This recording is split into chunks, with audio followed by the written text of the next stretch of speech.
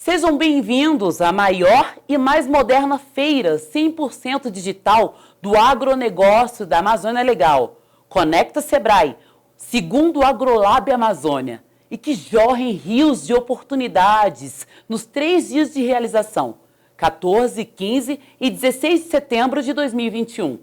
Naveguem nessa experiência.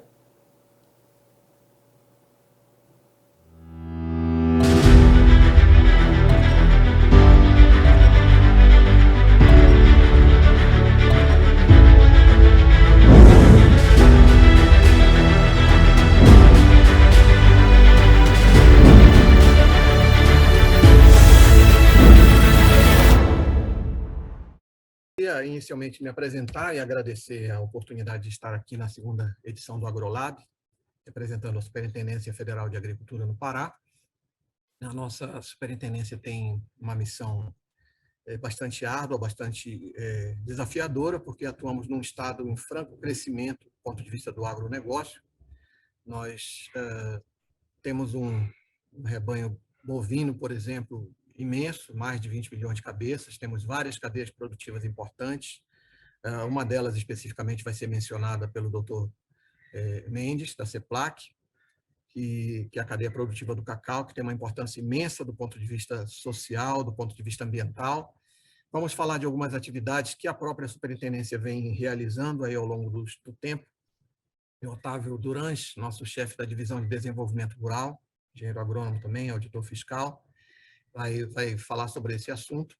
E nós vamos também ter uma conversa bem interessante no final pelo Dr. Alfredo Roma, da Embrapa, que vai conversar conosco sobre o desafio de equilibrar as demandas do desenvolvimento agropecuário com a necessidade de se cumprir a legislação ambiental e de se preservar o meio ambiente na Amazônia. Quais são as opções, quais são as alternativas que temos? São informações assim muitíssimo importantes, muitíssimo interessantes que os 3 colegas, Otávio Durães, Antônio Mendes, Fernando Antônio Mendes e o Dr. Alfredo Roma irão apresentar. É importante mencionar que são pessoas com muita experiência na área. O Dr. Fernando Mendes, eu, para falar a verdade, não sei exatamente quantos anos ele tem de CEPLAC, mas eu sei que são muitos. E o Dr. Roma também, um pesquisador muito experiente da Embrapa. São pessoas com quem nós temos tido o privilégio de aprender muito ao longo do tempo. Eu tenho certeza que os senhores e as senhoras irão realmente apreciar as informações que serão apresentadas e irão olhar com um olhar diferente, especificamente para as questões envolvendo o desenvolvimento agrícola do estado do Pará.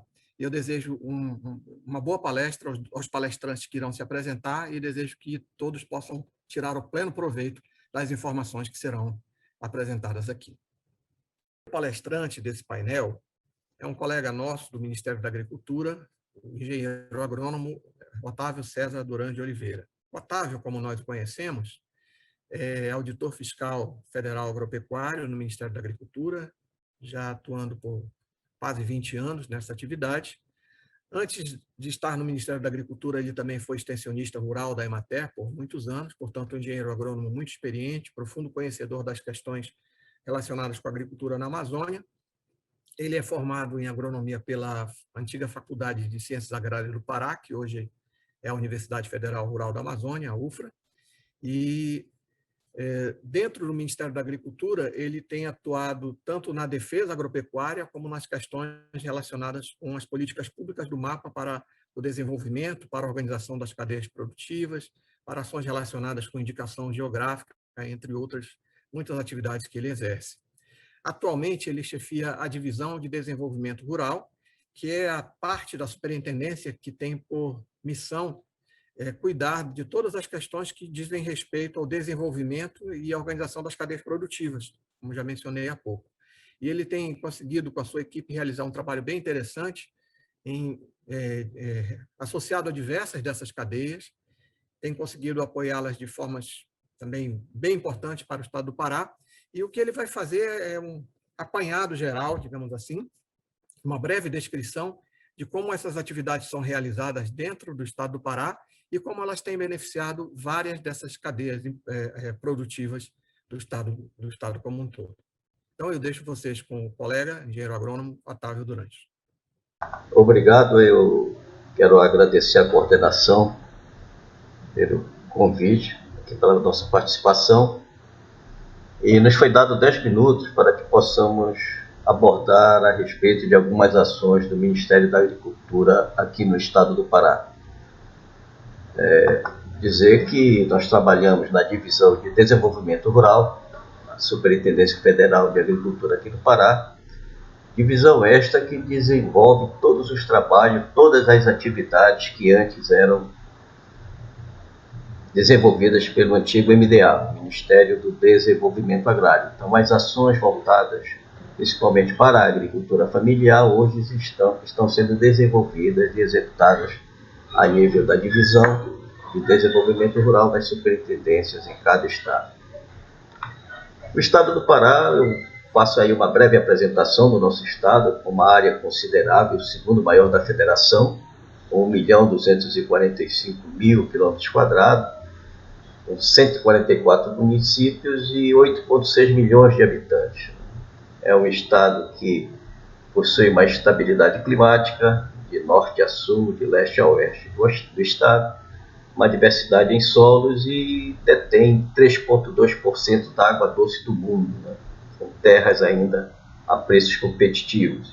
Então, são algumas vantagens comparativas que certamente contribuem para o desenvolvimento do agronegócio aqui no estado do Pará.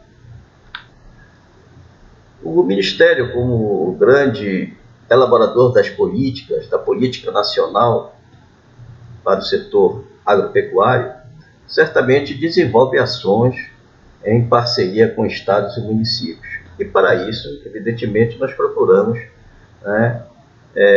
conversar, escutar quais são as demandas do estado, dos municípios, no sentido de que possamos compatibilizar programas, e ações. Então, em contatos com a Secretaria de Desenvolvimento Agropecuário e da Pesca aqui do estado, nós observamos que a Secretaria priorizou 7 cadeias produtivas: cacau, dendê, açaí, grãos, mandioca, pecuária, aquicultura. E recentemente acrescentou a pimenta do reino, que a pimenta do reino é um produto que tem uma importância significativa na pauta de exportações do estado e ultimamente vem sofrendo alguns rechaços da União Europeia em função de contaminação por salmonela. Então é uma cadeia que precisa ser trabalhada para que ela volte a ter novamente, as exportações regularizadas junto à União Europeia. Fora isso, nós procuramos também fazer parte das discussões com o Conselho de Desenvolvimento do Estado, onde aí encontram-se todas as representações do agronegócio, da indústria, do comércio, dos serviços, e certamente as políticas públicas desenvolvidas pelo Ministério vão ao encontro dessas demandas vindas do setor público-privado. Então, a questão do agronegócio, as indústrias, de laticínios, das indústrias de polpas de frutas hoje, fazem parte do nosso bojo de ações que certamente aí vão contribuir para o desenvolvimento da nossa região, do nosso estado.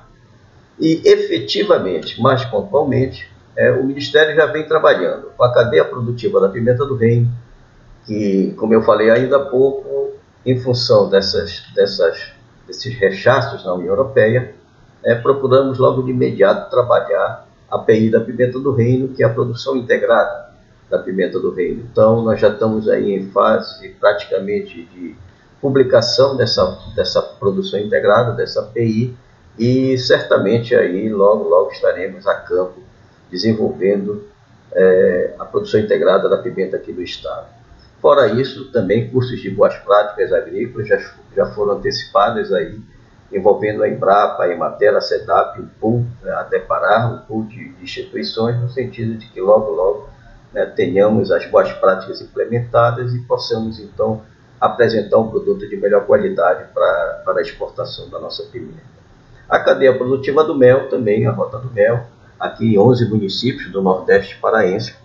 O mel vem se despontando hoje como um grande produto aqui na região. Então já temos aí o Senar, a FAEPA, à frente desse trabalho, e temos um TED já firmado com a Embrapa que vai desenvolver um trabalho de gestão aí de boas práticas também na cadeia produtiva do mel. A cadeia produtiva da laranja, nós temos aqui o polo de Capitão Poço, onde envolve 5 municípios. Tem um diferencial nessa cadeia porque é uma área livre do cancro cítrico. Já foi reconhecido pelo Ministério da Agricultura e, em função disso daí, por não ocorrer certas pragas e doenças que são verificadas no sudeste do país, nós temos aí uma área que também pode se tornar um potencial para indicação geográfica. Então, isso é uma observância que os produtores da região já levantaram e estão querendo, então, em função dessa área livre de cancro cítrico, criar uma indicação geográfica naquela região. E falando de indicações geográficas, nós aqui no Pará já temos quatro registros de indicações geográficas. Nós temos aqui o cacau de Tomiaçu, que foi concedido em janeiro de 2019, que é um cacau que é produzido em sistema agroflorestal. À direita nós temos aqui o queijo do Marajó, a indicação de procedência, que foi concedida em março de 2021 pelo INPI, e o nosso queijo do Marajó, que todo mundo conhece, geralmente está nas mídias televisivas, aí, nos programas de chefes de cozinha. Então é um queijo que já tem uma fama nacional e foi muito bom a concessão do registro de indicação geográfica para o nosso queijo. A farinha de Bragança, tal e qual o queijo do Marajó, também muito conhecida essa farinha de Bragança, ela foi concedida agora em maio de 2021.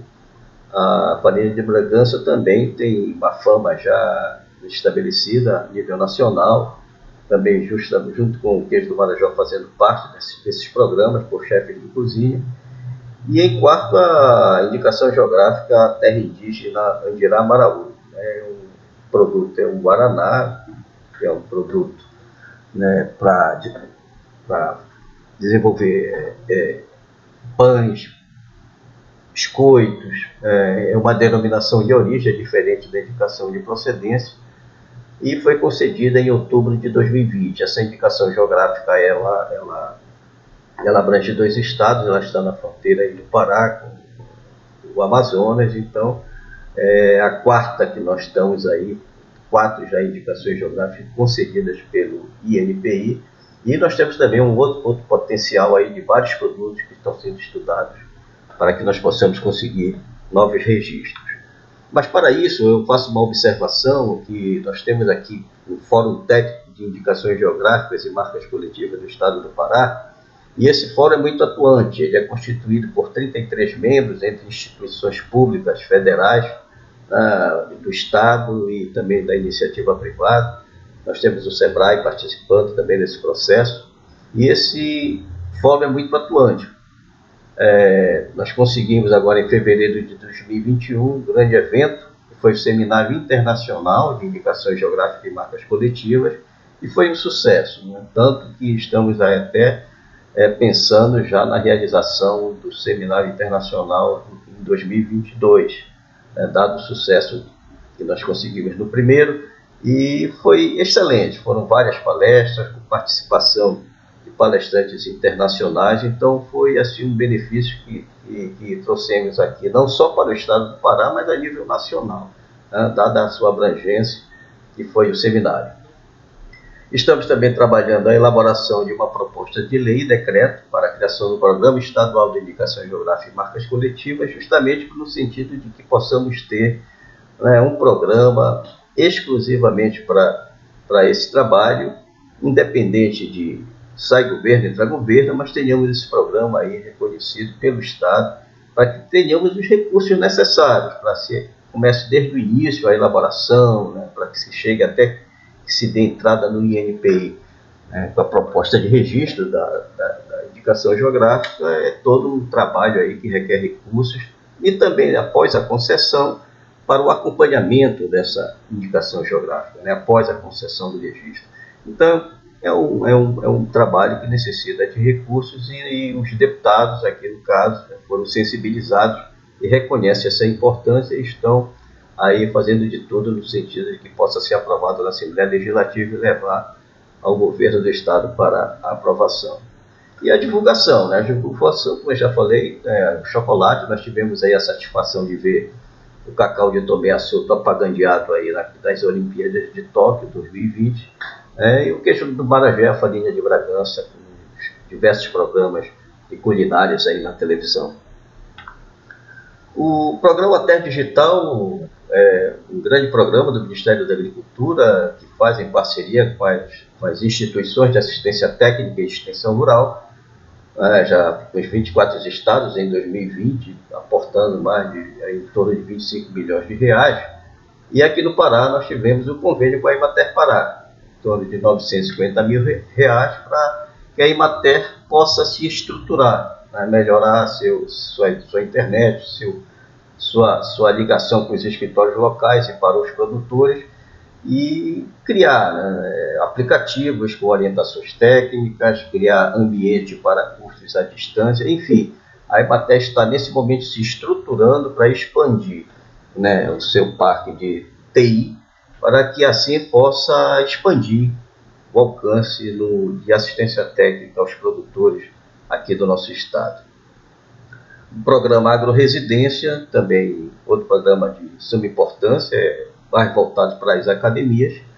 E em 2020 nós tivemos 851 mil reais, com cinco projetos aprovados aqui, com 3 academias: a Universidade Federal Rural da Amazônia, com 3, a Universidade Federal do Oeste do Pará, com um projeto, e a Universidade Federal do Sul e Sudeste do Pará também com um projeto. Então, o agroresidência é muito bom, porque o estudante vai para campo, vai para as fazendas, vai para as cooperativas, compartilha com associações de produtores rurais, com órgãos de assistência técnica. Então, é uma prática realmente de estudantes recém-egressos dos cursos de agronomia ou outros cursos afins vinculados ao agro. Então, para 2021, nós estamos aí também com uma perspectiva de mais recursos, de 793 mil, e as academias assim se mostram muito interessadas na consecução e no sucesso desse programa.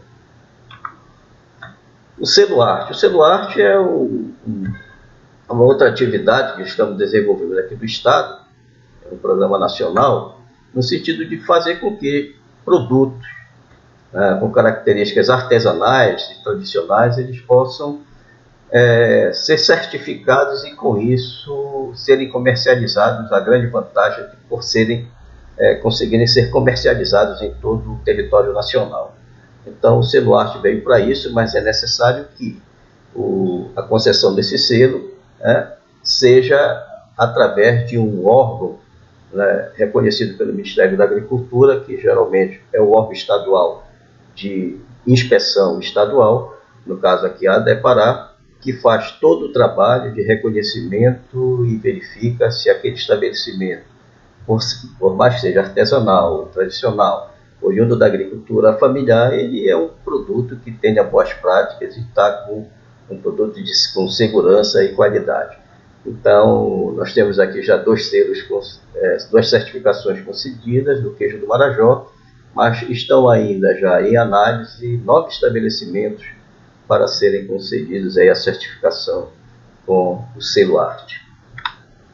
O programa Mais Leite Saudável é outro programa no sentido de melhorar a qualidade do leite. A qualidade do leite, e ele se aporta em termos de recursos com a utilização de até 50% de créditos presumidos do PIS e COFINS, com o mínimo de 5% por projeto do total a que tem direito. Então, é interessante isso daí, porque esses projetos são voltados para assistência técnica, para a gestão da propriedade, na melhoria, no caso da rentabilidade, da produtividade, da competitividade, na implementação de boas práticas agropecuárias e melhoramento genético do rebanho. Então, é um programa voltado especialmente para a qualidade do leite. É importantíssimo esse trabalho. Nós estamos com 9 projetos aqui no Pará, envolvendo 7 empresas, com mais em torno de 609 beneficiados, e abrangendo 15 municípios. Então, só para vocês terem uma ideia desses recursos aí, desses novos projetos aí, nós conseguimos aí aportar 2.062.218 reais investidos já nesse projeto, programa Mais Leite Saudável, aqui no estado do Pará. E as emendas parlamentares, finalizando aí rapidamente, as emendas parlamentares que fazem parte do orçamento impositivo, nós temos aí montantes aí em 2019, 9 milhões, 2020, 11 milhões, e 2021, 6 milhões, mas são importantíssimas aí porque são emendas voltadas para o setor agropecuário daqui do estado e são para aqueles municípios realmente carentes de recursos, né? Então, as emendas parlamentares, elas passam, né, no crivo do Ministério da Agricultura, onde nós analisamos todos os processos que chegam, verificamos a viabilidade desses processos, desses convênios, e são voltados para a aquisição de equipamentos, máquinas agrícolas, e temos também a parceria da Caixa Econômica nesse processo, que faz mais a execução referente a obras, né? Fica mais voltado para a parte de obras. Então, as emendas parlamentares são bem-vindas dessa uma política pública que é necessária, e os municípios vêm assim trabalhando conosco no sentido de melhorar a demanda dessas emendas parlamentares, discutindo com os parlamentares e conosco a real necessidade dos convênios que são pertinentes ao setor agropecuário. Então, gente, o que nós tínhamos em resumo era isso. Nós colocamos na divisão de desenvolvimento rural à disposição, e agradeço aqui, finalizando, a coordenação, a todos que fazem parte do AgroLab 2021 e sucesso a todos. Muito bem, nós vamos então ter agora a segunda palestra. Nós vamos ter o prazer de ouvir o nosso colega do Ministério da Agricultura, doutor Antônio Mendes.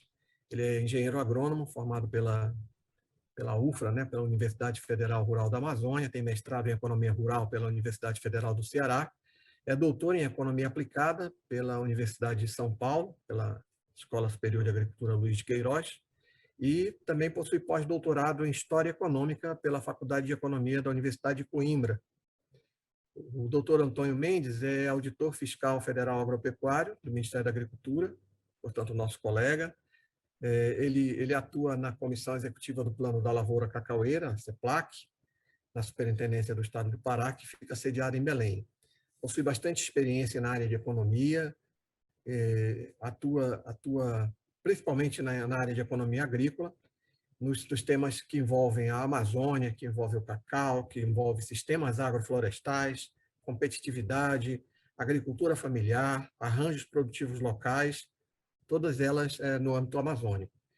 Eu acredito que é uma das pessoas que melhor conhece esse assunto, e certamente todos tirarão o máximo de proveito das informações que serão apresentadas pelo Dr. Antônio Mendes agora. Então, Dr. Antônio Mendes, você tem a palavra. Bom, queria agradecer ao Dr. Milton pela oportunidade de a gente poder interagir mais uma vez, e para mim é sempre uma satisfação poder dividir experiência, conhecimentos. Só para satisfazer a curiosidade dele, são 42 anos. Comecei ontem. O tempo passa rápido, né? Então é importante registrar o tempo. Mas são 42 anos, estou indo para o 43º já.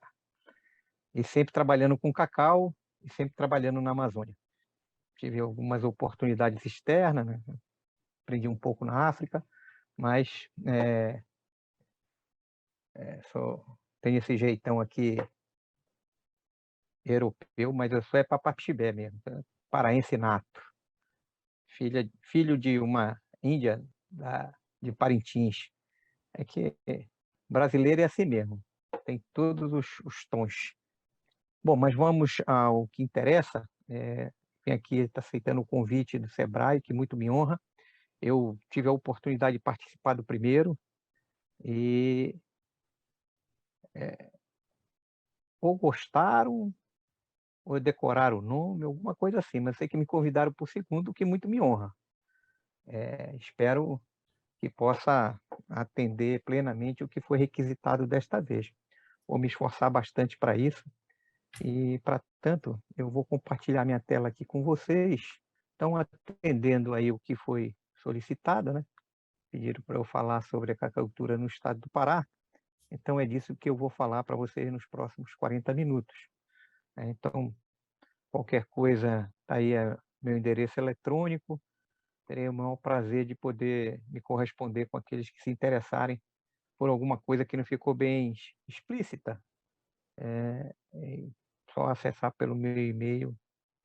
No final, se eu não me engano, também tem o meu telefone. Bom, eu queria começar, antes de falar do estado do Pará, é importante quem tem essa visão mundial, né, da cacaucultura mundial, e aí são os principais países produtores de cacau no mundo. Aí. Cada uma bolinha vermelha dessa aí é um país que produz cacau. Né? E tem uns mais importantes, vamos ver já já,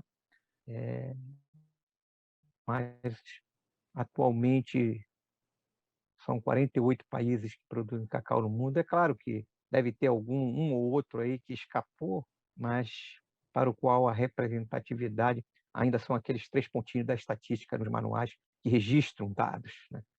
Mas não deixa de ser uma quantidade muito representativa. A curiosidade desses pontinhos vermelhos no mapa é que eles estão bem divididos pela linha do Equador, caracterizando uma atividade dos trópicos. Então, o cacaueiro, vocês podem ver aí, ele não está muito acima dos 20 graus de latitude ou longitude, e nessa faixa do planeta onde a exploração de cacau se dá. Muito bem dividida nos 3 continentes, né? O asiático, o africano e o americano. Né? E vamos ver já já que o continente africano é o líder. Então, esses dados são dados atuais, né? A Organização Mundial do Cacau, eles trabalham com o Ano Agrícola Internacional, que vai de outubro de um ano até setembro do ano seguinte, por isso que a data no título está 2020, 2021.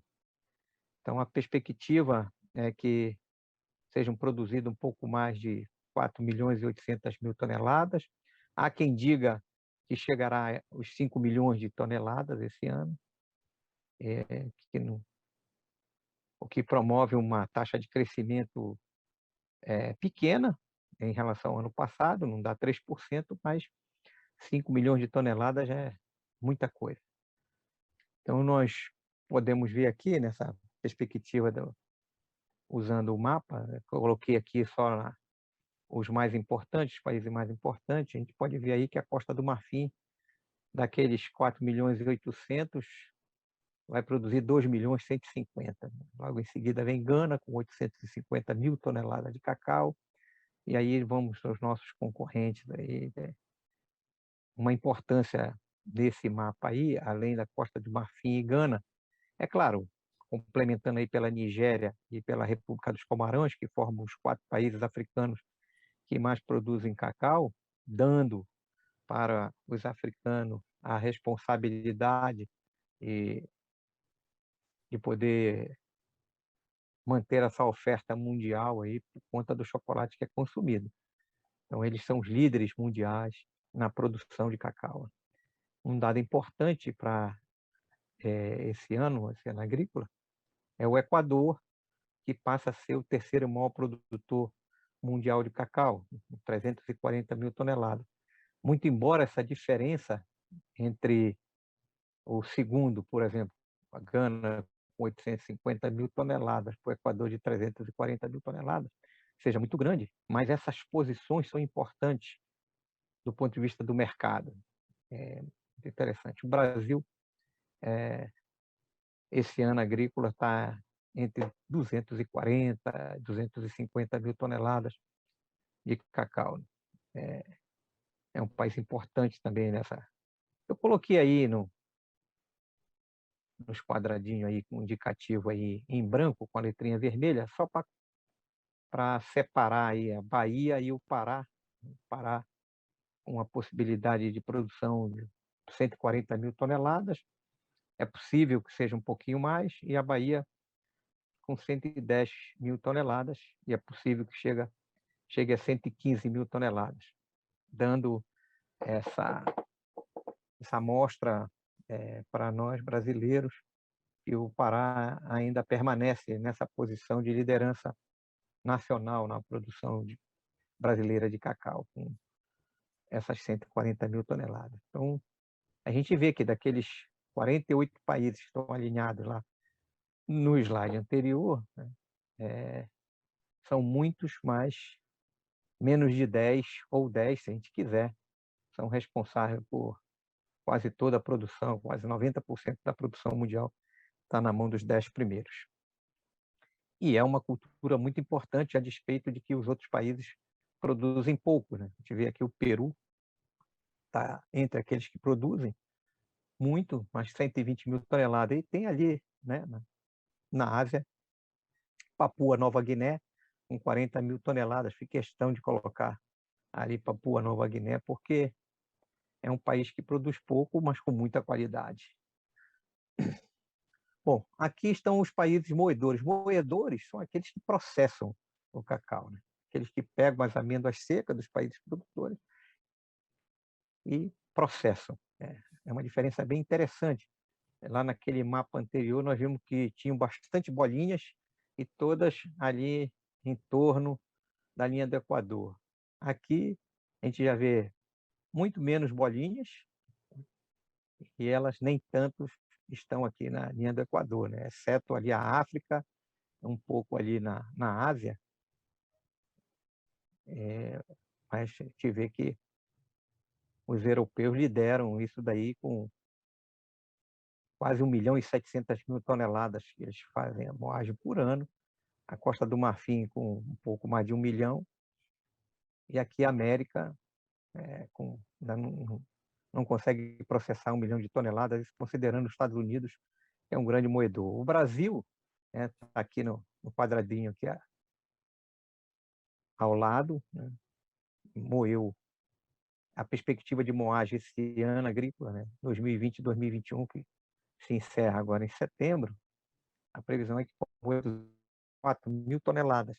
Mas a capacidade de moagem do Brasil, ela está em torno de 300 mil toneladas. Ou seja, existe uma capacidade ociosa aí ao redor de 65 mil toneladas que fazem com que o Brasil seja um país importador de amêndoas para poder fazer frente à sua capacidade industrial de moagem de cacau. E a liderança continua com a Holanda, né? 600 mil toneladas que moe por ano, e a Costa do Marfim muito próximo, depois a Indonésia, a Alemanha, assim sucessivamente. São países que processam as amêndoas de cacau no mundo. Uma curiosidade interessante em relação a esses países é que a Holanda ela compra muito mais matéria-prima, ou seja, a amêndoa de cacau, do que a sua capacidade de processamento. E ela aparece no quadro internacional como exportadora de cacau e amêndoas, porque aquela quantidade de amêndoas que eles compraram e não processarem, eles reexportam. E é interessante você ver nas estatísticas a Holanda como uma produtora de amêndoas de cacau, e a gente sabe que na Holanda não tem um pé de cacau. Ela só pega as amêndoas já que ela comprou de outros países, principalmente da África, e reexporta. E nas estatísticas parece como produtor, mas realmente não é. Não tem como. Bom, aqui a curva de oferta e demanda, é uma curiosidade, né? Esses são dados que desde 1960 a 61, considerando o ano agrícola internacional até a atualidade, a gente vê que oferta e demanda seguem muito juntas, né? Não existe nem tanto excesso de oferta, nem tanto excesso de demanda, elas seguem companheiras, vamos dizer assim, durante um longo tempo, e faz com que essa taxa de crescimento seja praticamente igual. É evidente que vai essa percentagem vai variar aí na terceira casa decimal. Mas a gente pode dizer que a taxa de crescimento são iguais na razão de 2,6% ao ano em qualquer intervalo desse aí. Pode fazer recortes, 4 recortes, 5 recortes, 10 recortes, quantos recortes a gente quiser fazer aí, a gente vai encontrar taxas de crescimento para oferta e demanda muito próximas uma da outra, porque o próprio gráfico de longo prazo está mostrando para a gente isso aí. Isso é um bom sinalizador, né, do ponto de vista da expansão da cacauicultura mundial, para que, às vezes, muito influenciados pelo preço internacional, alguns países podem, né, acionar mecanismos de desenvolvimento a partir da expansão do cacau.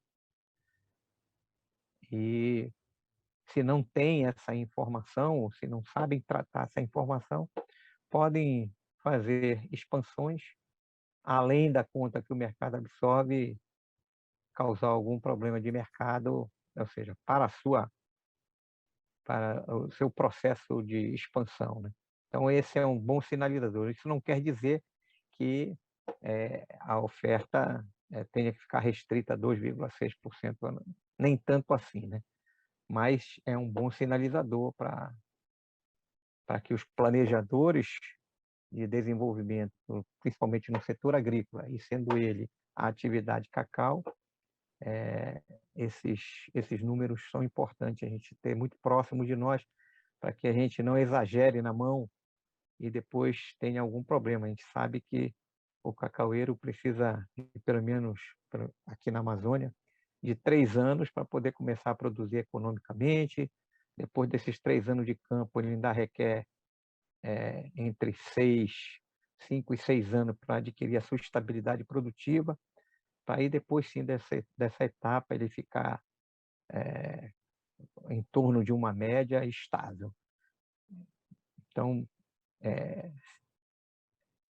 fazer determinados ajustes à produção para aqueles que já têm, ou implementar novos plantios para aqueles que não têm, é preciso estar bem assentado nas perspectivas de crescimento tanto da oferta e da demanda, para que os exageros não aconteçam e a gente tenha problema de médio e de longo prazo. Então, essa é uma curva muito importante no mercado mundial de cacau. Bom, aqui quero mostrar para vocês o consumo per capita nos principais países. Lamentavelmente, para nós que somos consumidores de dados, né, esses dados eles são atualizados, né, por estratégia das empresas, evidentemente, né, para fazer com que eles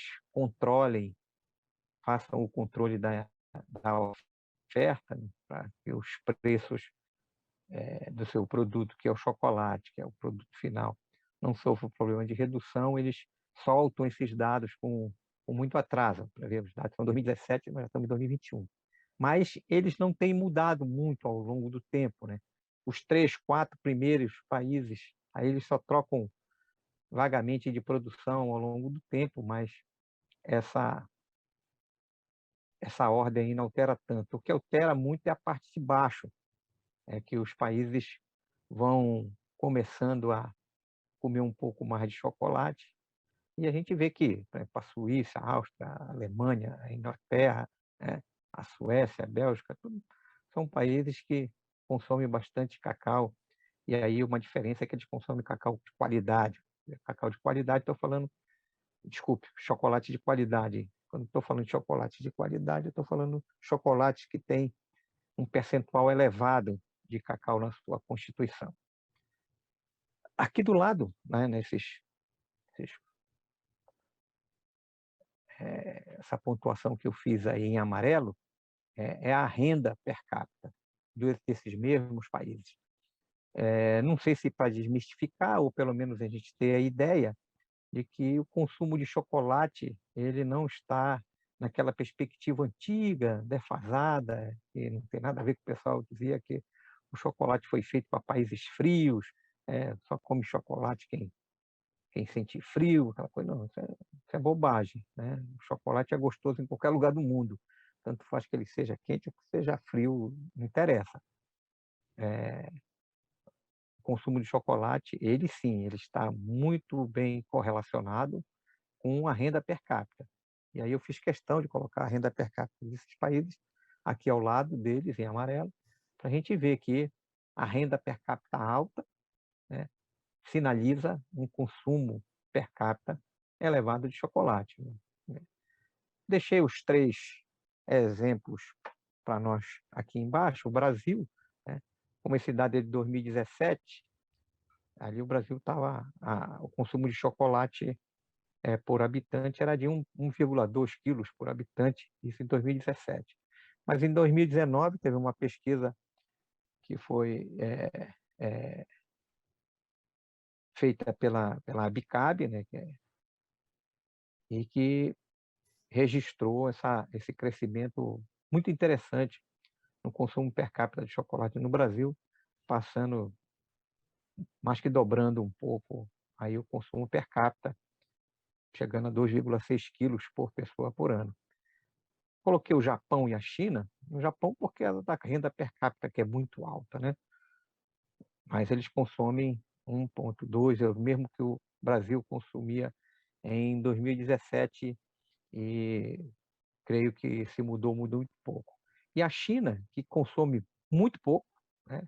100 gramas, imagine, 100 gramas por pessoa por ano, mas é um país que nós estamos vendo aí as taxas de crescimento elevadíssimas, é uma população muito grande, uma renda per capita interessante, maior do que a do Brasil, pelo menos, né? E, e se a gente conseguisse incentivar os chineses a comer um pouquinho mais de chocolate, haveria muito mais necessidade de amêndoa de cacau, aí sim os programas de desenvolvimento poderiam ser acionados com um pouco mais de folga. Mas não é o caso, né? Um país com muitas tradições, para você poder substituir o, o chá pelo chocolate vai ser uma luta, né?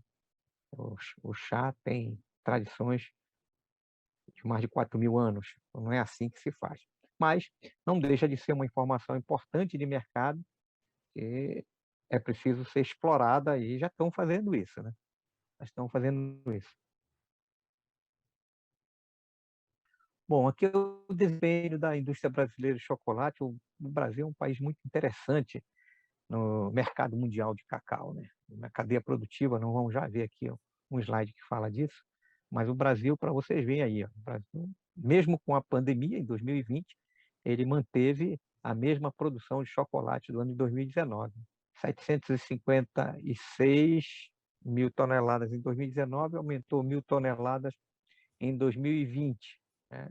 Isso pode ser que é exatamente igual, mas 750 mil toneladas de chocolate é muito chocolate. É. O Brasil exporta pouco, né? Exporta pouco, 28 mil toneladas, em 2020 quase 30 mil toneladas, e por conta dos negócios, para poder se manter nesse circuito aonde vamos dizer assim, a intenção é estar nos elos da cadeia produtiva, o Brasil ainda importa um pouco de chocolate para fazer isso. Mas em 2020 importou menos do que 2019, né? 4.000 toneladas a menos. Só o movimento de chocolate no Brasil é mais ou menos entre 14 e 15 bilhões de reais. 2020 foi 15 bilhões de reais. E a gente tem negócios com 145 países, né? Mesmo exportando pouco. Nós temos negócio com 145 países, o que é muito bom, você ter uma diversificação de possibilidades de negócios na área de chocolate. Isso credencia o Brasil como o que eles chamam de importante player, né, no mercado internacional de chocolate. Bom, esse aqui eu já afunilando aqui por causa do Brasil. Então, esse é o nosso Brasil, né, os dados de 2020. A gente vê aí que o estado do Pará produziu 144, um pouco mais de 144 mil toneladas de cacau para uma área colhida. Essa não é a área plantada, a área colhida é de 150 mil hectares. A área plantada total já chega a 208 mil hectares e com uma produtividade das maiores do mundo, que é 964 por hectare. E aí os outros estados que também trabalham com cacau, o Amazonas um pouco menos, não tem 2 mil hectares, pelo menos registrados, produz um pouco mais de 1.200 toneladas. Mato Grosso, muito pouco, né? Já produziu muito mais, né? Tem menos de 150 hectares, produz pouco menos de 340 toneladas, é muito pouco. Rondônia, que já foi o segundo maior produtor brasileiro, hoje está produzindo um pouco mais de 5 mil toneladas, né? Em 10 mil hectares, ou quase 10 mil hectares de cacaueiros produzindo. Está ali a nossa Bahia, né? Com 425 mil hectares produzindo, ou em ponto de colheita, mas que por conta de dificuldades desde 1989, com o aparecimento da vassoura de bruxa nos cacaueiros baianos, essa produção caiu bastante, muito mesmo. A Bahia já chegou a produzir um pouco mais de 400 mil toneladas de cacau sozinha, né? E hoje, esses são os dados do IBGE atualizados, né? Não chegou a 120 mil toneladas de cacau, mas tem uma área muito significativa que, se houver empenho, disposição e tudo mais para que os agricultores sejam auxiliados para melhorar a sua produtividade, a área está pronta para duplicar ou triplicar a sua produtividade, que hoje é muito baixa, né? 278 quilos por hectare. É menor do que a produtividade nas várzeas paraenses, que em média já são de 300 quilos por hectare. Mas isso é um problema tecnológico, se resolve e a Bahia certamente voltará a produzir bem, os agricultores voltarão a ter sucesso com o cacau. Em termos de Brasil, são esses os números aí, né, que produz, que revela para nós uma produtividade média no Brasil de 460 quilos por hectare, o que é muito ruim. A produtividade brasileira ela é menor do que a africana. Então, e o Brasil é tido e havido no mundo como o país que tem a melhor tecnologia, os melhores centros tecnológicos para desenvolver a cacauicultura, mas não consegue internalizar essa tecnologia, fazendo com que a produtividade seja nesse nível aí. É claro que tem tudo a ver com o que aconteceu com a vassoura de bruxa nos cacaueiros baianos. Bom, aqui está o nosso estado do Pará. Eu, claro, estou fazendo uma redução do tempo aí muito grande, né? Porque se a gente fosse falar aqui no estado do Pará, quando começou esse negócio do cacau, a gente quer ir atrás dos jesuítas para ver como começou isso, mas eu quero falar a partir de 1965. É uma data importante para o estado do Pará, foi quando foi feita a primeira expedição botânica para ir atrás das árvores nativas, para formar o grande banco de germoplasma que o Brasil tem, o maior do mundo, e que deram origem às plantas que hoje estão no campo, né, com alto rendimento, plantas melhoradas geneticamente. Isso começou em 1965. O Pará só tinha 6 mil hectares de cacaueiros, produzia um pouco mais de 1%, né, de tudo que era produzido. Está arredondado para 1%, mas é mais ou menos isso, e a produtividade era um pouco menor do que a Bahia tem hoje. Em 1965 era 268 quilos por hectare.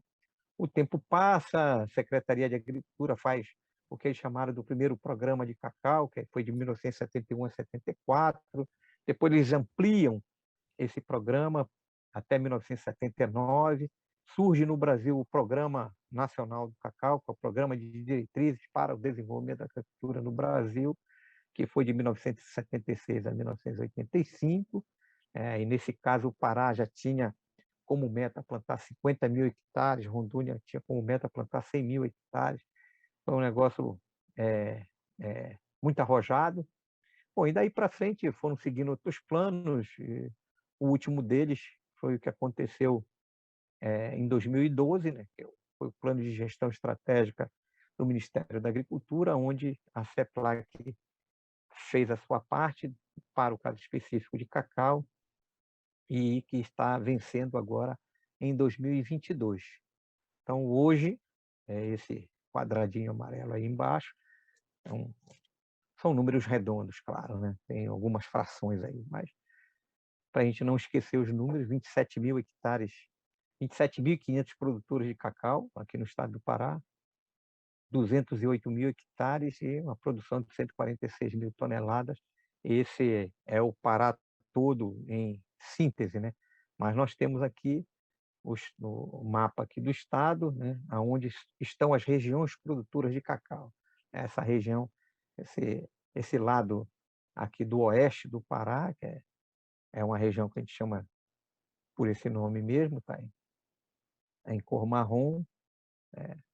Tem aqui essa região de baixo, a vermelha, que é o sudeste paraense, representado por dois municípios importantes, que é Tucumã e São Félix do Xingu.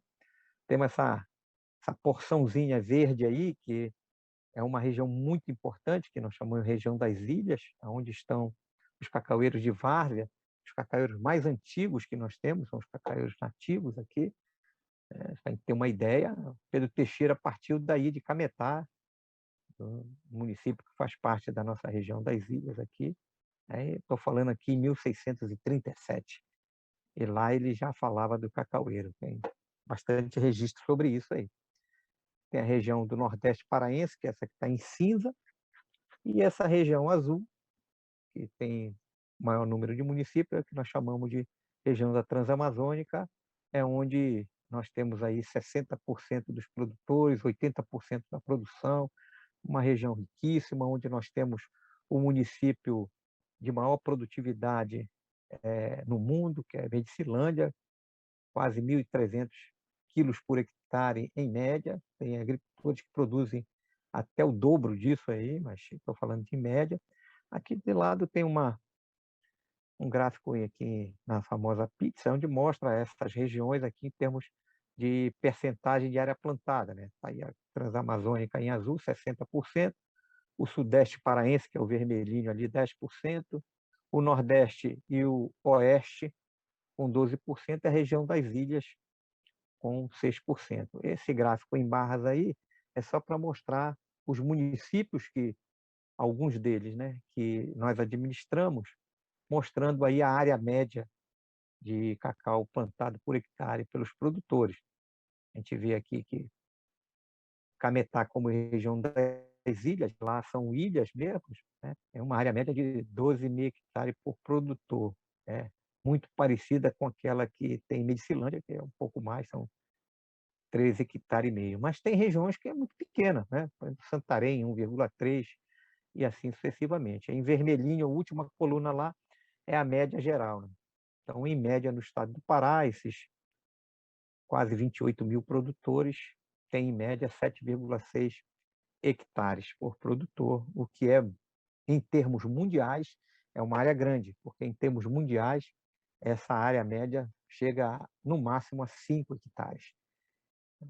Ou seja, a cacaucultura no mundo foi feita para a agricultura familiar, sim.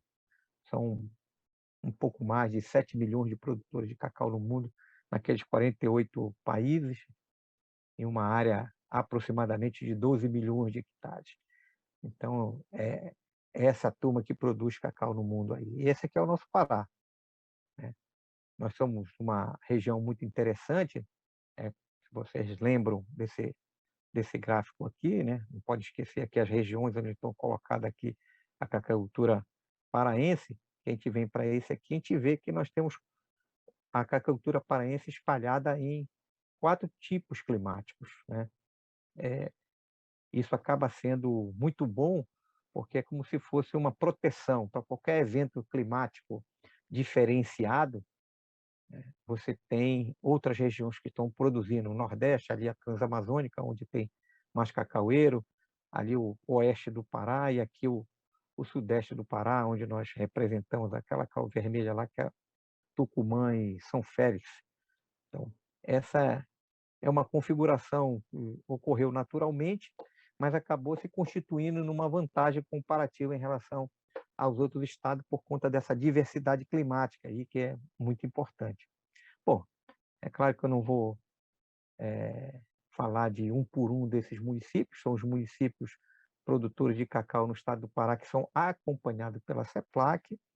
Existe uma outra quantidade de municípios que têm registros de área total, área plantar, área em produção, e produção, que é um registro feito pelo IBGE e que se somam a essa aí. Hoje são aproximadamente 40 ou 42 municípios produtores de cacau no estado do Pará. Mas o que a CEPLAC acompanha são esses, e aqui a gente pode ver ali, tirar ali Medicilândia para ver que realmente é um município que tem um destaque importante na cacaucultura paraense, por conta do volume de área, de produção e etc., até a sua produtividade, 1.214 quilos por hectare, é uma produtividade excelente. Bom, o Pará é esse aqui que nós vimos, sinteticamente, os 208 mil hectares, 150 estão em produção, 146 mil toneladas, essa produtividade elevadíssima, quase 28 mil produtores. A taxa de crescimento anual da produção no estado já é 7%, um pouquinho mais. Essa questão de empregos gerados é que é muito interessante, porque a cacaucultura ela é intensiva em mão de obra, né? Não tem mecanização. Já inventaram um bocado de coisa aí, de quebrar fruto, de fazer isso, de fazer aquilo, mas, por enquanto, ineficiente do ponto de vista econômico para o pequeno produtor. Estou falando do pequeno produtor, que, por exemplo, no estado do Pará, para ter um número redondo, 95% dos produtores de cacau são da agricultura familiar. São aqueles que têm até menos do que 7 hectares por propriedade. Ou seja, qualquer acréscimo tecnológico faz com que o custo de produção aumente e a mão de obra familiar dá conta. Então, gera bastante emprego, né? Só empregos diretos, aquele que você precisa dentro da propriedade, são 67 mil. Indiretos avança um pouco mais, chega a quase 270 mil empregos indiretos, fazendo com que o Estado seja responsável para, vamos dizer assim, pela amenização dos problemas de emprego, principalmente na área rural, na razão de 335 mil empregos entre diretas e indiretas. A renda circulante, por conta da produção nesses municípios aqui, já ultrapassa 1,2 bilhões de reais. Foi o que aconteceu em 2020, né? Por várias razões também, a produção tributada, aquela que se consegue alcançar, né, tributando, ela é muito menor do que aquela que realmente é produzida. Imagine, 146 mil toneladas são produzidas e consegue-se tributar 87 mil toneladas. Alguns avanços têm que ser feitos nessa área e o Estado está fazendo, isso tem aumentado sistematicamente, para poder fazer com que a internalização dos recursos seja mais eficiente, esteja mais disponível para fazer com que essa atividade consiga aportes, vamos dizer, de infraestrutura e tudo mais para fazer com que avance mais rapidamente. Bom, esse aqui é um quadro muito recente que foi publicado em 2019, onde essa especialização do trato com o cacau aqui no estado do Pará está avançando bastante, né? Então, por conta de uma necessidade do mercado internacional, hoje é indispensável que você tenha o que eles chamam de análise sensorial. Aquilo que faz para o vinho está se fazendo para o cacau. Qual é o sensor da amêndoa de cacau? Então, aí nós temos algumas regiões que nós fizemos uma pequena amostragem, né? Tem ali pelo menos 4 municípios da região central da Transamazônica, Uruará, Medicilândia, Brasil Novo e Altamira. Temos ali Pacajá e Novo Repartimento, está mais a leste, e fizemos também Tucumã, Cametá, e a gente vê que essas diferenciações são muito interessantes, né? Para um mesmo estado, em regiões diferentes, esse sensor ele difere também. Isso é importante na hora da comercialização de amêndoa de cacau para fins de chocolate diferenciado, o pessoal chama fino, de aroma, orgânico, e assim, gourmet, chama um nome diferente. Então, ter qualidade é indispensável para fazer com que os demandantes cheguem até esses produtores para ter cacau diferenciado. E o Pará já está fazendo isso, aumentou. Brevemente vai ser uma publicação, não mais com esses aí, mas com 15 municípios, dando maior abrangência, revelando para o mundo qual é a qualidade do nosso cacau. Bom, nossos principais desafios são esses, né? Na área de produção, aumentar a produtividade. Nós não estamos satisfeitos com produtividade alta, nós queremos mais alta ainda, porque isso se revela na eficiência econômica. Descobrir formas de mecanização, claro, para poder melhorar o desempenho da agricultura no campo, principalmente a familiar. Minimizar prejuízos com pragas, porque cada fruto que a gente perde por uma praga, a gente está perdendo 40 gramas de amêndoa seca, então não pode. E é claro que ter uma assistência técnica e assistência rural muito eficiente. Do ponto de vista do mercado, né, a gente precisa caminhar para a organização, para a gente poder ter quantidade, qualidade, regularidade na medida que o mercado exige, e do ponto de vista industrial, começar a pensar, e já estamos atrasados nisso, no processamento local. Nós já temos produção suficiente para ter uma grande indústria de processamento aqui. Como eu disse ainda há pouco, aumentar o nosso campo de análise sensorial das nossas amêndoas, para poder o mundo saber que tipo de amêndoa nós temos e vir comprar com qualidade e pagar o preço justo.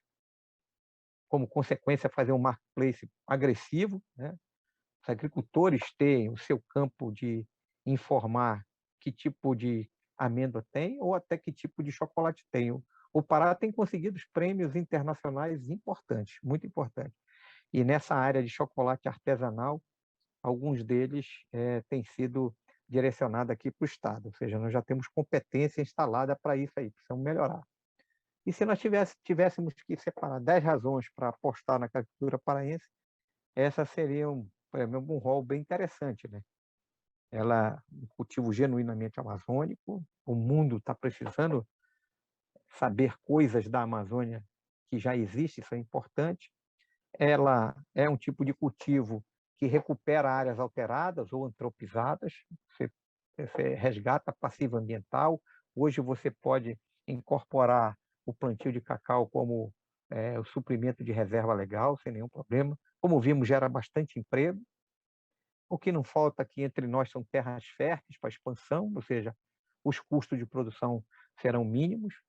Explorado pela família, imagine que uma mão de obra adulta é capaz de dar conta de 3.000 plantas, você tem emprego sem nenhum problema.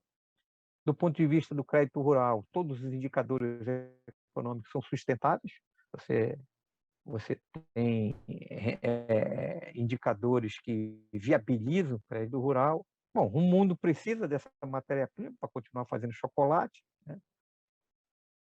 Do ponto de vista ambiental, como já disse antes, por recuperar a área antropizada, ela tem essa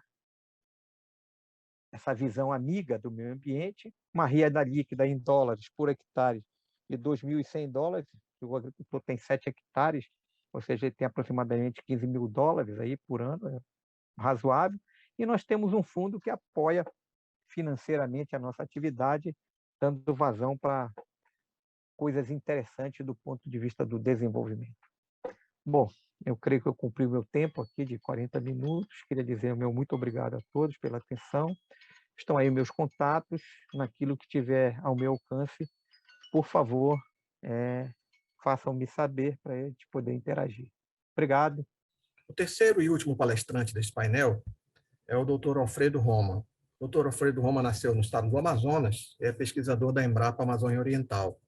Ele também é professor colaborador da Universidade do Estado do Pará, é engenheiro agrônomo de formação e possui mestrado e doutorado em economia agrícola. Todos esses cursos foram realizados na Universidade Federal de Viçosa. Ele tem experiência em economia, extrativismo vegetal e desenvolvimento agrícola voltados para a região amazônica. Ele tem uma produção científica importante, ele já escreveu 22 livros, já escreveu 123 capítulos de livros e 184 134 artigos foram publicados por ele em periódicos. Ele já recebeu alguns prêmios importantes no cenário nacional, na parte de ecologia, principalmente, como o Prêmio Jabuti, o Prêmio Federico Menezes da Veiga, Samuel Benchimol, entre outros. É uma pessoa que é profundo conhecedor das questões que envolvem o desenvolvimento agrícola na região amazônica e certamente irá contribuir para o nosso entendimento mais claro das questões relacionadas com esse tema. Então, eu gostaria de deixar vocês com o nosso amigo, o doutor Alfredo Roma, da Embrapa Amazônia Oriental. Em primeiro lugar, eu gostaria de expressar os meus agradecimentos ao Dr. Milton Leite Alves da Cunha pelo convite para participar do AgroLab Amazônia 2021. Como nosso tempo é extremamente curto, eu vou tentar colocar 3 pontos como uma contribuição para o debate. Gostaria de mencionar na primeira parte alguns dos grandes desafios que se apresentam para a agricultura na Amazônia, né? E no segundo ponto seria mencionar as grandes oportunidades que nós temos mediante a utilização das áreas já desmatadas na Amazônia, utilizando o potencial da atual agricultura e dos plantios daquelas plantas extrativas cuja oferta já chegou no seu limite. E, finalmente, algumas conclusões com base nesses 2 cenários. Eu acho que existe hoje todo um consenso de que é importante nós promovemos um desenvolvimento mais sustentável para a Amazônia. Tá? Isso decorre da pobreza da região, que concentra os mais baixos indicadores do país, da necessidade de preservar o meio ambiente, tá? Que já está prejudicando a imagem internacional do país, decorrente dos desmatamentos e queimadas aí. E também que começa a prejudicar o agronegócio brasileiro. Tá? E precisamos aproveitar o potencial produtivo existente da atual agricultura aí. Na minha opinião, em vez de ficar criticando a soja, o dendê, a pecuária, o eucalipto, etc., né? Uma espécie de uma xenofobia botânica animal, né? Nós não podemos menosprezar essas atividades em uma proposta de desenvolvimento agrícola para a Amazônia. Acho que a sustentabilidade depende muito do padrão tecnológico com que essas atividades estão sendo desenvolvidas aí.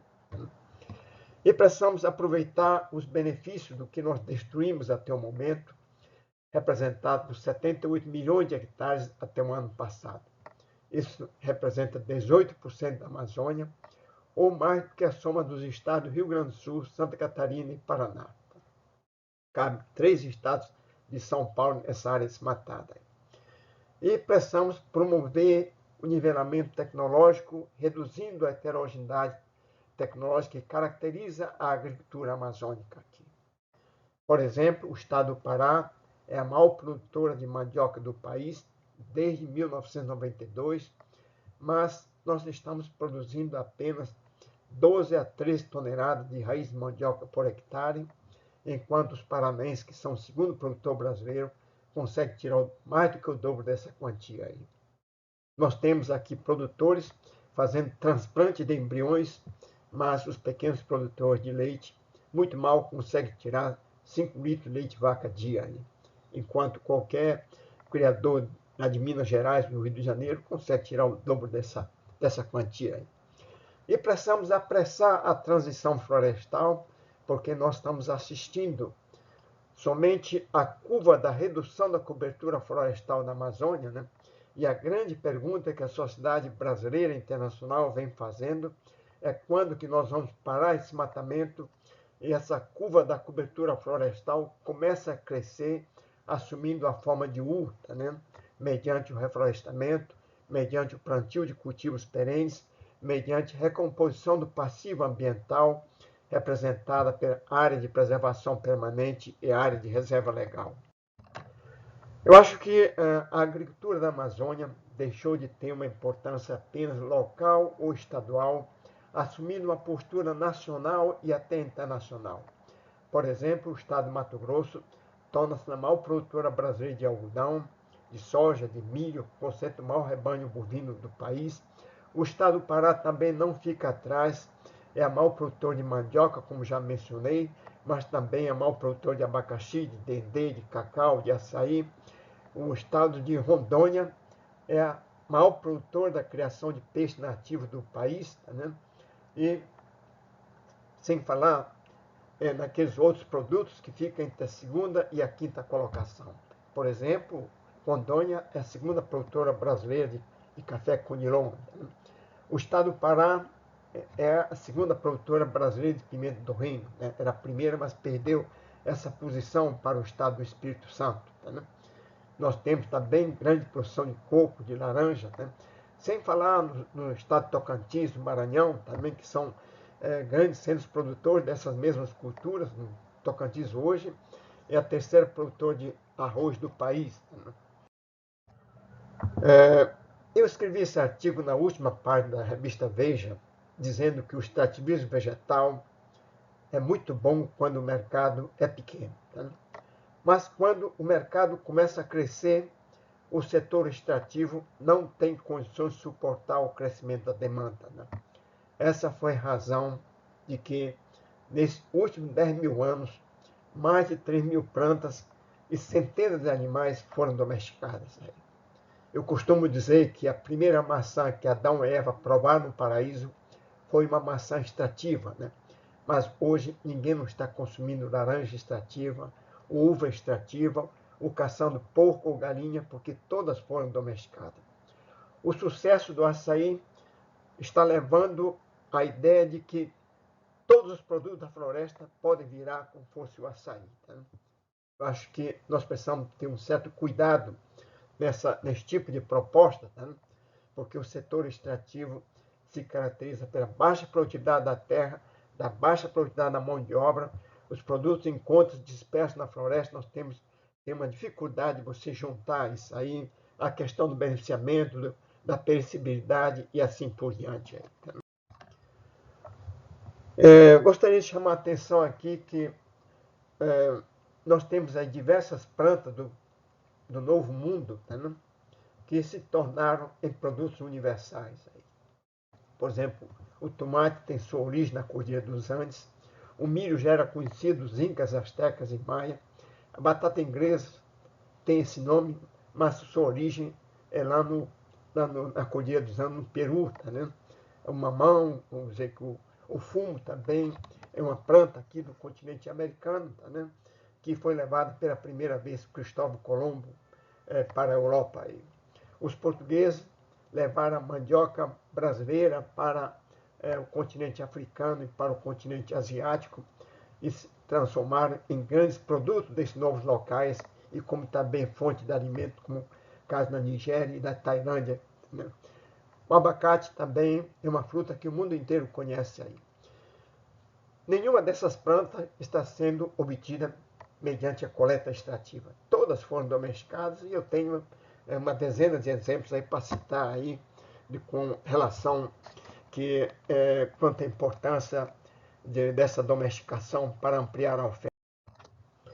Em época recente, diversos produtos da biodiversidade amazônica sofreram o processo da biopirataria, prejudicando a economia regional e retirando a alternativa de renda e emprego. Em 1876, os ingleses levaram a borracha para o Sudeste Asiático. E a nossa alegria durou enquanto estava crescendo aquelas seringueiras seringueiras que foram plantadas na Malásia, na Tailândia, na Malásia, Indonésia, etc., no Sudeste Asiático. Né? E a partir de 1951, o Brasil tornou-se um grande importador de borracha. Né? O cacaueiro foi levado do estado do Pará para a Bahia em 1746. Né?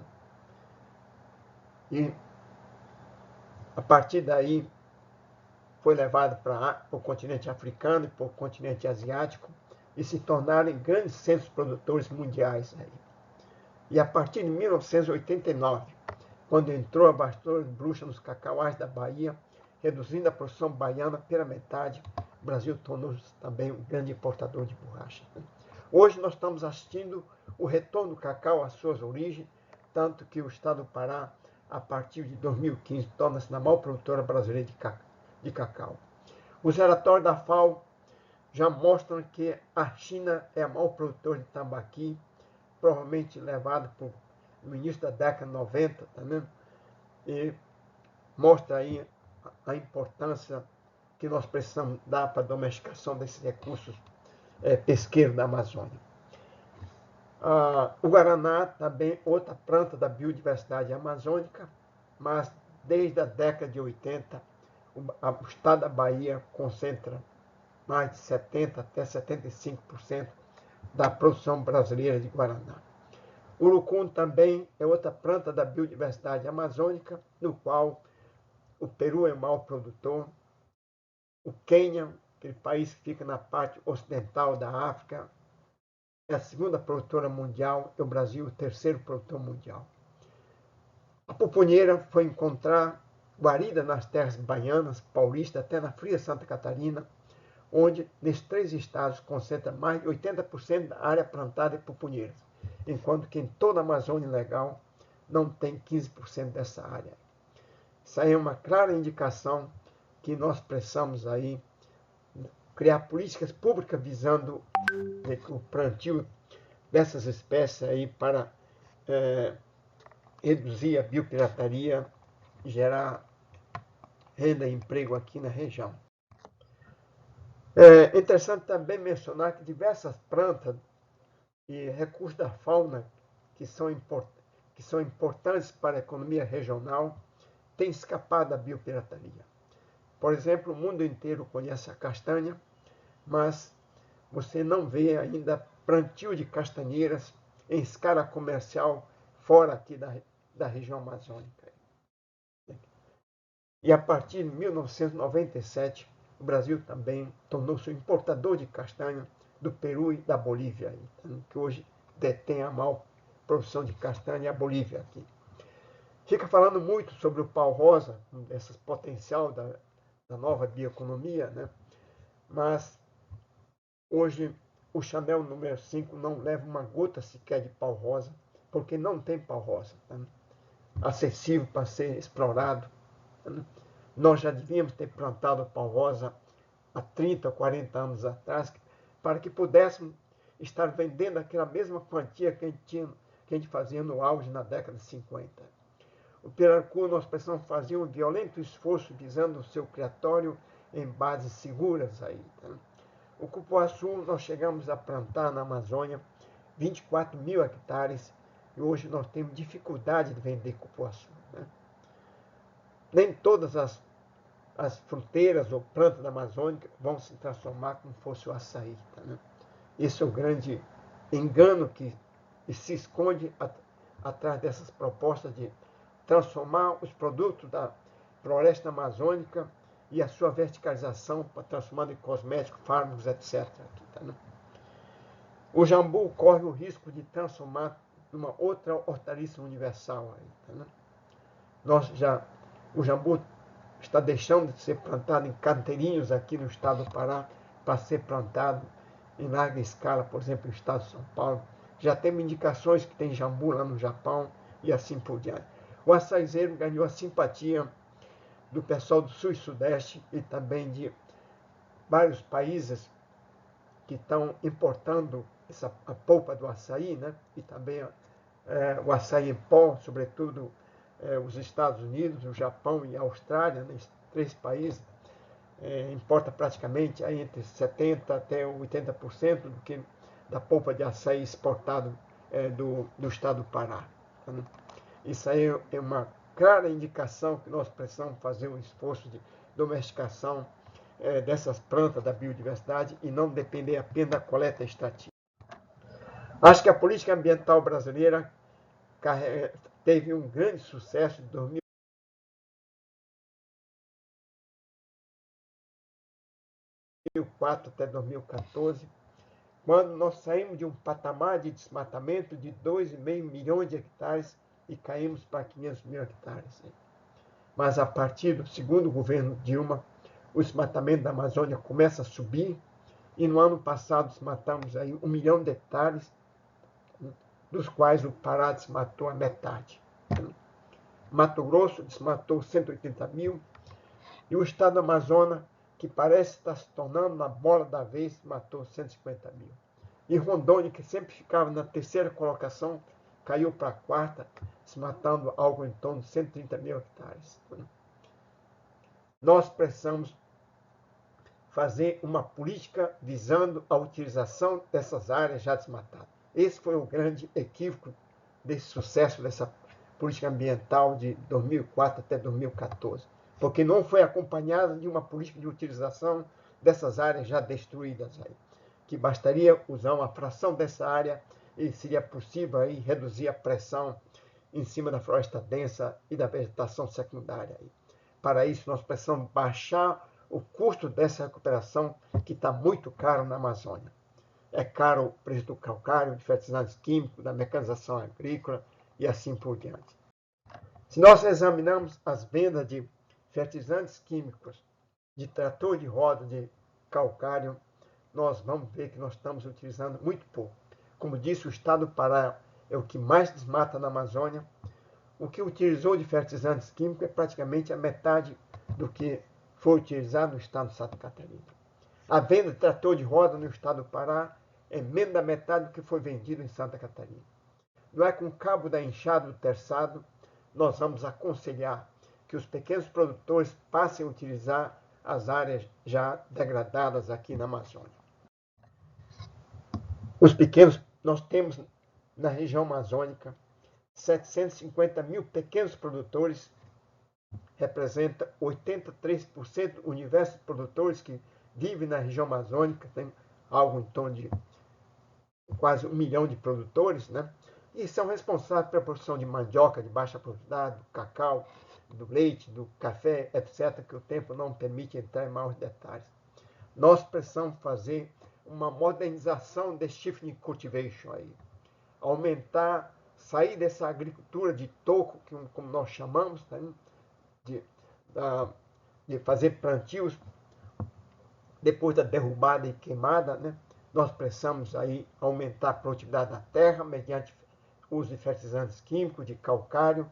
Precisamos aumentar a produtividade da mão de obra via utilização da mecanização agrícola e assim por diante. Aí, tá? Eu acho que a maioria das propostas para a Amazônia é contra a pecuária. Aí. Mas acho que nós não podemos esquecer esse setor, uma vez que representa a maior forma de uso da terra da Amazônia. Dos 78 milhões de hectares já desmatados, 61% são de pastos. Aí. Em números redondos, seria algo em torno de 50 milhões de hectares, dos quais 40 milhões de pastos em bom estado e 10 milhões de pastos degradados. Aí. Uma área superior ao estado de Pernambuco. Nós precisamos fazer políticas concretas visando canalizar essa expansão de soja, de milho mecanizado, reflorestamento, em cima dessas áreas de pastos degradados. Aí. E como as pastagens na Amazônia duram de 10 a 12 anos no máximo, isso significa que todo ano nós precisamos recuperar 10% dessa área para cobrir a depreciação, algo em torno de 2 a 3 milhões de hectares. Então, não é indo contra esse setor que nós vamos acabar com o desmatamento de queimada, mas nós precisamos intensificar, né? Porque se caracteriza por uma baixa produtividade do rebanho, das pastagens. Né? Que nós vamos, como disse, nós vamos encontrar produtores fazendo transplante de embriões, mas pequenos produtores de leite tirando aí no máximo 5 litros de leite vaca dia. Né? Nós vamos encontrar pequenos produtores de cacau com baixa produtividade, pequenos produtores também da mesma forma de pimenta do reino com baixa produtividade. Nós temos aí na Amazônia 86 milhões de cabeças de gado, concentrado em 40% do rebanho brasileiro, é mais de 3 cabeças de gado bovino por habitante, uma das mais altas do mundo. Aí. Tem um grande peso econômico, de alta importância para os segmentos pequenos produtores, responsável pela produção de leite no estado do Pará e lá em Rondônia, que se transformou no maior estado produtor do norte e também no nordeste brasileiro, mas que caracteriza aí então pela baixa produtividade. Nós temos na região amazônica apenas 1 milhão de hectares de área reflorestada, é praticamente a mesma coisa que nós temos lá no estado de São Paulo, lá no Rio Grande do Sul e lá em Santa Catarina. Nós estamos produzindo hoje menos da metade de madeira em tora que a gente produzia no auge do extrativismo da madeira durante as décadas de 80, década de 90. Nós precisamos dobrar essa área que tem mercado. Existe hoje uma grande demanda de madeira para construção civil, para cercas, para construção de estábulos, para mourões para pimenta do reino e assim por diante, para indústria de celulose, indústria de produção de MDF e assim por diante.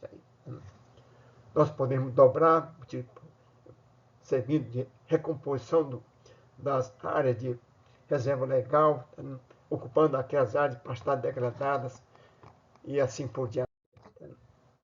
Gostaria de mencionar aqui o exemplo do cacau, da seringueira do dendê, para ressaltar a importância dos cultivos perenes aqui. Nós temos na região amazônica 200 mil hectares de cacaueiros, mas desde 1989 o Brasil tornou-se um grande importador de cacau, como já mencionei, decorrendo da entrada da Bacia de Bruxa, reduzindo a produção baiana pela metade. Nós precisamos dobrar essa área. Nós estamos pagando aí, em termos de importações, estamos importando entre 18% até 26% do cacau consumido no país, pagando aí 130 milhões até 230 milhões de dólares. Aí. No caso de seringueira, eu acho muito vergonhoso dizer que desde 1951 nós estamos importando borracha do Sudeste Asiático. Atualmente nós estamos importando mais da metade do consumo de um produto estratégico da indústria brasileira. Né? Nós temos 160 mil hectares plantados de seringueira, dos quais metade no estado de São Paulo. Né? Fica falando muito em povos da floresta, extrativistas, seringueiros, mas a produção de borracha extrativa não representa hoje nem 0,5%. Só no estado de São Paulo nós temos 8 municípios e cada um deles produzem muito mais borracha do que toda a região norte em termos de que está fazendo da extração de borracha vegetal. Nós temos no estado do Pará, que é a maior produtora brasileira de dendê, cerca de 200 mil hectares. Mas mesmo assim, o Brasil ainda importa metade do óleo de dendê e 85% óleo de palmiste, né? Pagando aí também algo em 230 milhões até 400 milhões de dólares. Né? Nós precisamos também dobrar essa área, né? Para acabar com essas importações e serve também como alternativa de geração de renda e emprego até para os pequenos produtores. O sucesso do açaí é que ensejou toda essa discussão dessa nova bioeconomia para a Amazônia, pensando que tudo vai virar açaí. Né? Nós estamos, inclusive, no estado do Pará hoje, que fazendo greve, assistindo a greve dos batedores de açaí, porque não tem açaí e o preço está muito caro. Né? No dia 23 de agosto foi iniciada a greve dos pecuninheiros, os ribeirinhos aí, recusando a vender açaí, querendo um preço mais alto, querendo que mantivesse aquele mesmo preço da entre-safra, que eu acho muito difícil, né? Pagando mais de R$100 por uma rasa de bacuri, né? De açaí. Né? O que eu recomendo aqui é que nós precisamos plantar mais açaí. No início do Plano Real, quando Fernando Henrique Cardoso era ministro da Fazenda do governo Itamar Franco, um litro de açaí grosso custava R$ 1,50. Esse ano chegou a custar R$35 um litro de açaí grosso. Divide 35 por 1,50, dá mais de 2.000% de aumento, prejudicando os consumidores locais. Né? Uma comida de gente pobre virou uma comida de gente rica aqui. Eu acho que esse gráfico é bastante emblemático para provar que nós precisamos plantar castanheiras. Fica falando muito sobre a importância da castanheira, né? Mas a oferta da castanha extrativa já chegou no seu limite. Nós estamos, os consumidores de Belém pagam aí de 80, 100 até R$120 por 1 quilo de castanha, tá, né? Mas a oferta extrativa não consegue mais oferecer, aumentar para atender esse aumento de preço, contrariando até a lei da oferta e procura. Nós precisamos plantar algo em torno de 50 mil hectares de castanheiras que nós temos mercado aí. A questão aí tem que ter paciência, que isso vai demorar muito tempo a produzir. Eu acho que nós precisamos sair desse discurso abstrato da biodiversidade, falando muito sobre bioeconomia, né? Nós precisamos nominar quais são essas plantas e animais que nós devemos concentrar as nossas atenções. Tá, né? Sair desse discurso abstrato para um discurso concreto. Aí. Por exemplo, o Tucumã tem um grande mercado local da cidade de Manaus, que são grandes consumidores dessa fruta. Aí. Mas toda a oferta extrativa, e eles vão buscar Tucumã aqui no estado do Pará, vão buscar Tucumã no estado de Roraima, mais de 1.000 quilômetros de distância. Tá? Isso indica que nós podemos plantar algo em torno de 10 mil, 20 mil hectares de tucumanzeiros que tem mercado. Aí, tá? Então, esse é outra planta da biodiversidade que seria importante nós darmos atenção aí. Eu acho que nós podemos fazer uma revolução na piscicultura da mesma forma que o Brasil fez uma revolução na avicultura. A partir de 2007, o Brasil passou a produzir mais carne de frango do que de carne bovina. O desmatamento da Amazônia teria sido muito maior se nós não tivéssemos essa oferta proteica da carne da avicultura aqui. Enquanto a produção de peixe extrativa e cultivada é praticamente uma linha reta por mais de 60 anos. O que nós estamos produzindo de pescado praticamente não chega, né, a 15% do que nós produzimos de carne de frango. Né? Quando eu estudava agronomia na década de 60, lá em Viçosa, o frango era um objeto de presente que era dado para as pessoas que moravam nas cidades. E quem consumia frango eram as pessoas doentes ou mulheres em resguardo. Depois passou a ser consumida como uma opção domingueira. Tá, né?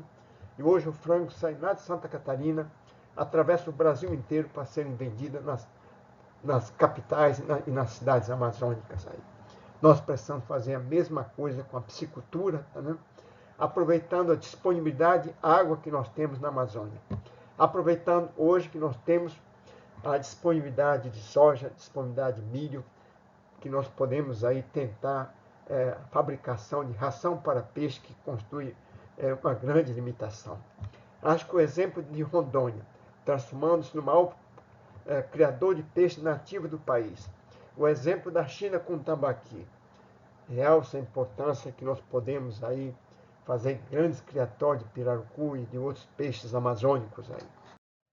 E para encerrar, o que eu queria colocar, na busca desse caminho possível aqui, nós precisamos fazer um esforço concentrado para manter essa fronteira velha no seu atual espaço. Já desmatamos 78 milhões de hectares, 18% da Amazônia, devemos evitar a contínua formação de novas fronteiras, como hoje está acontecendo no estado do Amazonas. Aí. Cada 1% de aumento significa 4 milhões de hectares de floresta densa ou vegetação secundária que está sendo desmatadas. Aí. Cultivos perenes, nós temos 700 mil hectares na Amazônia. São 200 mil hectares de cacaueiro, 200 mil hectares de dendezeiro, somando de pimenta, açaizeiro vai chegar aos 700 mil hectares. Nós podemos dobrar essa área. No caso de cultivos perenes, basta a fração de área que a gente consegue saturar um mercado local e até internacional. O Brasil é o maior produtor e exportador de café do mundo, com apenas 1.800.000 hectares. É o maior exportador de suco laranja do mundo, com apenas 600 mil hectares plantados de laranjeiras aí, que tem em qualquer cantinho aqui da Amazônia. Aqui. Ao contrário de culturas anuais, nós precisamos de grandes áreas e alguém vai ter que produzir. Todo ano o Brasil planta 37 milhões de hectares de soja, 17,5 milhões de hectares de milho, sem falar de arroz e outras culturas anuais aí. Se nós queremos acabar com a soja, que é muitas dessas propostas ambientais subentende nesse sentido, tá, né? Nós precisamos incentivar o plantio de dendezeiro na Amazônia.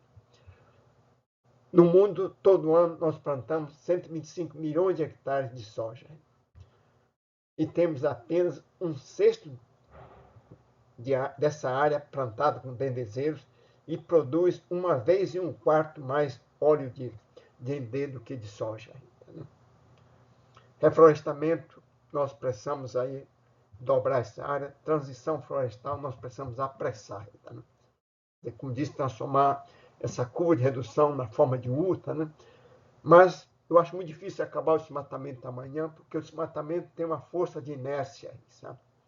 Nós primeiro precisamos zerar o desmatamento, onde o desmatamento vai ser compensado pelo reflorestamento, pelo plantio de cultivos perenes, pela recomposição do passivo ambiental, e com as políticas públicas depois nós podemos começar a ter um saldo positivo. Essa curva pode subir até um certo nível, que é outra grande interrogação, que eu coloco aí no nível de 10 milhões de hectares ou 15 milhões de hectares.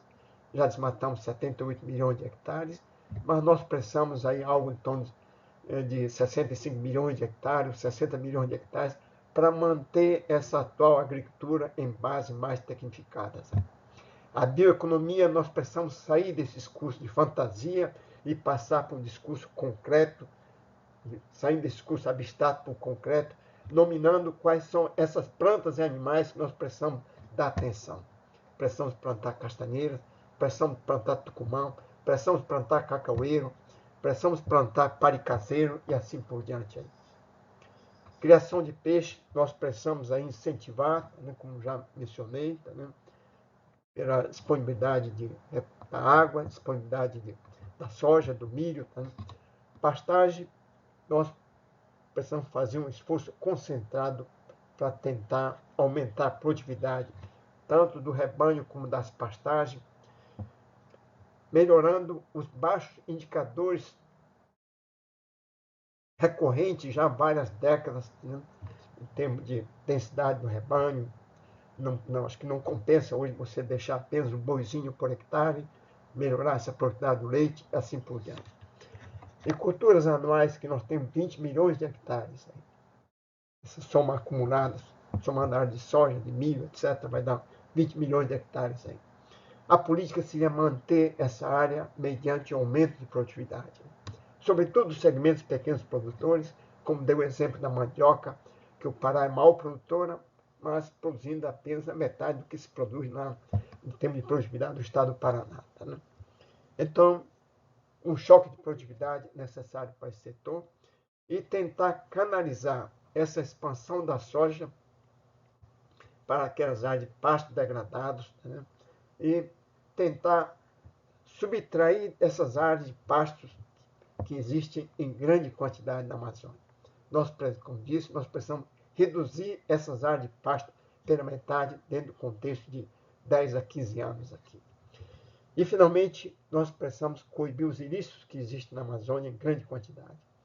Temos desmatamento ilegal, garimpo ilegal, extração de madeira ilegal, anarcoeconomia, contrabando da flora e da fauna, invasões de áreas indígenas, quilombolas, etc., etc., que o tempo não permite entrar aos detalhes aí. E que precisamos, então, fazer um eficiente sistema de fiscalização, né? Porque eu acho que não podemos permitir que um grupo reduzido de produtores manche todo o agronegócio, toda a atividade produtiva na Amazônia. Porque se uma determinada fazenda você encontra um gado com febre aftosa, isso aí coloca em suspeita toda a pecuária de um determinado estado aí. Então, isso aí eu acho que nós precisamos aumentar esse esforço de fiscalização e, sobretudo, gerar tecnologias para pequenos, médios, grandes produtores da região amazônica. Era isso que eu tinha de colocar e muito obrigado pela atenção.